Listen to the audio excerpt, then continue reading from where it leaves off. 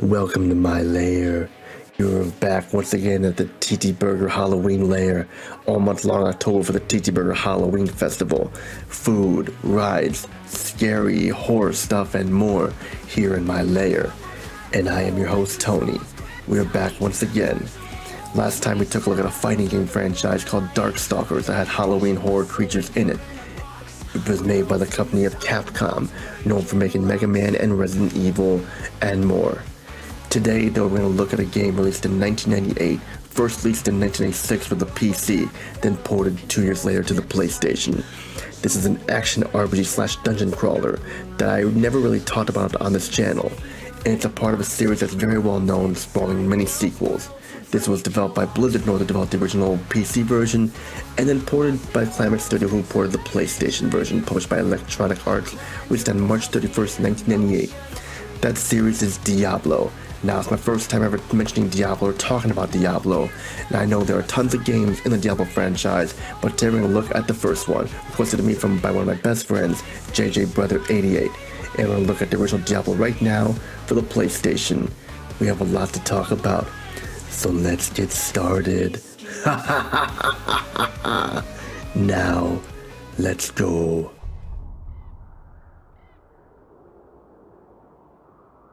The transition of Diablo from the highly precise mouse-driven world of PC gaming to the fixed input interface of the PlayStation Edition controller was considered one of the biggest challenges in game porting history. The 1996 PC original was defined by tactical clicks, meticulous inventory management, and kiting enemies with surgical accuracy, mechanics seemingly impossible to translate to a D-pad and 4 face buttons. The 1998 console port, developed by Climax Studios, succeeded by not attempting a direct copy, instead performed a remarkable act of design, refactoring, pivoting the game's core feel from a measured survival simulator into an immediate, visceral, arcade-style hack and slash. This transformation was anchored by the R1 enemy lock mechanic, which removed the need for precise aiming and focused the player entirely on movement and timing. This analysis explores how the port's mechanical changes, especially the controls, create a uniquely satisfying and distinct console experience. The narrative foundation of Diablo is one of the gothic dread and classic horror cinema setting the stage for endless fight against darkness. The game is set in a small medieval village of Tristram, which sits atop the ruins of a sprawling cathedral. The narrative unfolds around the disappearance of King Leonard's son, Prince Albrecht, and the descent of the crazed Archbishop Lazarus into the dungeons below. The player's quest is simple but terrifyingly linear. Descend through 4 distinct, increasingly difficult layers of the dungeon: the cathedral, the catacombs, the caves, and hell, to find and destroy the demon. The PlayStation version features the 3 iconic classes from the PC original, each of which is uniquely affected, often enhanced by the R1 lock-on's control scheme. We have Warrior, who is strength and vitality, the frontline tank and melee DPS. This class benefits the most from the R1 lock-on, and strafing enabling aggressive, sustained close quarters combat. We have Rogue, dexterity and magic, range DPS, relies on distance, bows, and precise timing. The lock-on ensures every arrow hits its mark, which is critical for her high damage output.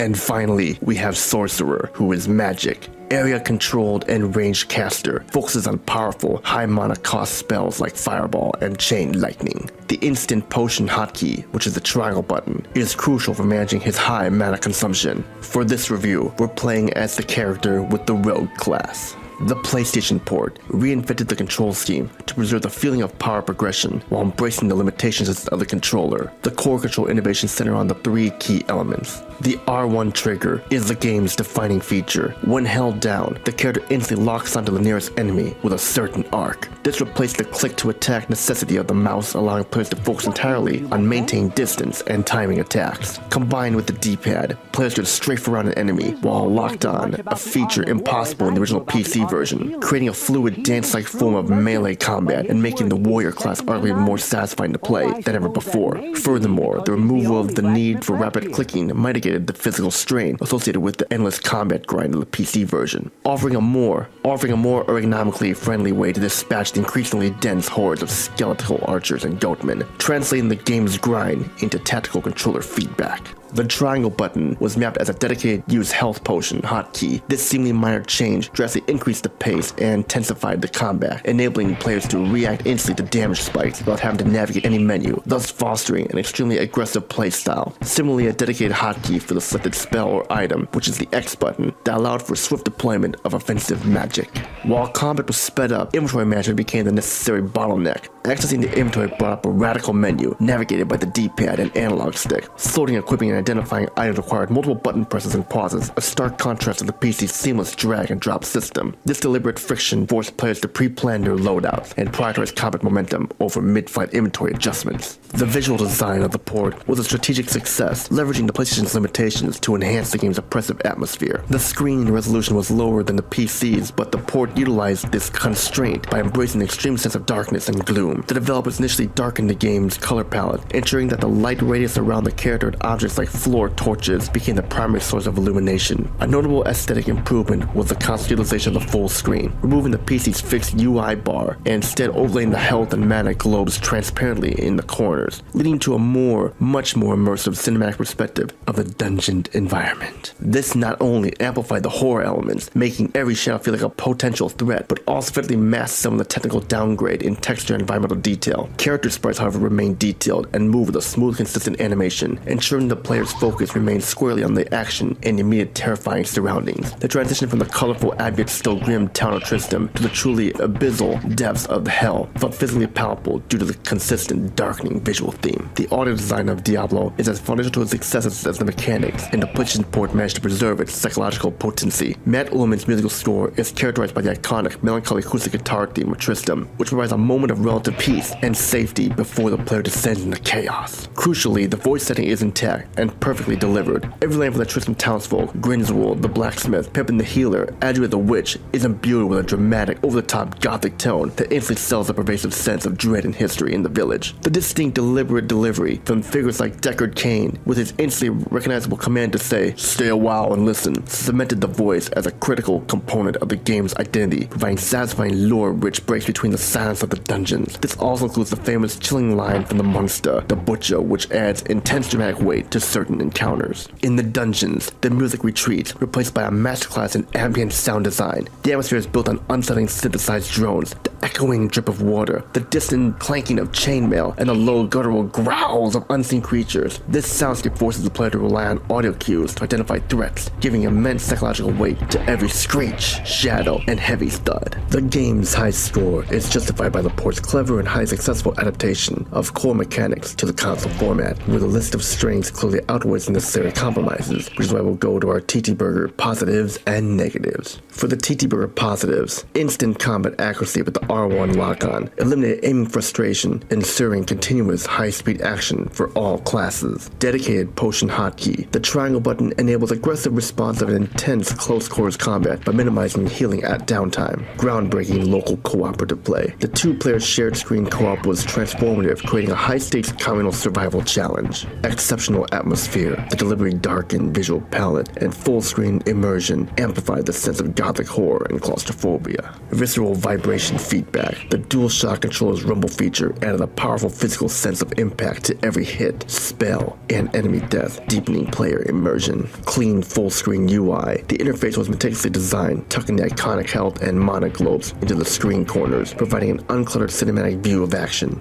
Stable technical performance. The developers prioritize a consistent and smooth frame rate, ensuring a reliable and intentional weighty gameplay experience. Enhanced melee strategy. The R1 lock-on combined with the D-pad strafing introduced a dynamic positional melee combat system, fundamentally improving the warrior's class fluidity. Preserved soundscape. Maintain the crucial ambient audio and the iconic Tristram theme, preserving the psychological tension and providing necessary moments of claim. Swift map and menu access. Opening the main menu, map, and quest log was instantaneous, ensuring the mid-dungeon flow was really disrupted by loading screens. For the TTBurger negatives, slow radial menu. Inventory management was tedious and time-consuming compared to the PC's seamless drag and drop system. AoE spell difficulty. Sorcerer's area of effect spells required slow manual character repositioning for placement, reducing efficiency. Limited inventory space. Forced players to return to the town hub much more frequently, occasionally breaking the momentum of the dungeon crawl. all. Town hub navigation. Piloting the character through Tristram was slow and imprecise without a mouse cursor.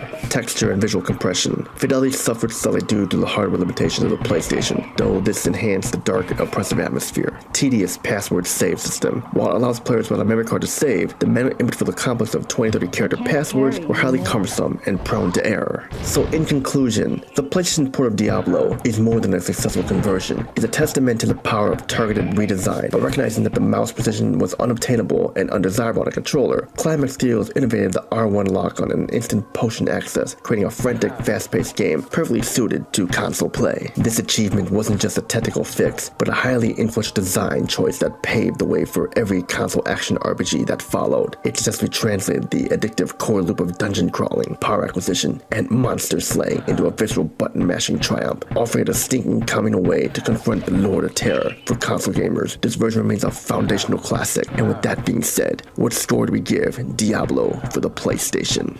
Diablo for the PlayStation. I had to take some points off, but not that many points off though. Still gets a high score of a 9 out of 10. Definitely worth owning. You can find this game. It's on the PlayStation. You can find it, but just be warned, it's going to be kind of pricey now. But it's still worth owning if you like action RPGs and dungeon crawls and once how Diablo first started. This is the way to go for sure. Well, that's it for this episode. The layer is closing, but don't worry. The layer will be open again for the next review. What will we cover then? Find out. That's all I gotta say. This is Tony. Peacing out. Have a great day. And dare who dares to stay will be locked in the lair until next review, so you must leave now.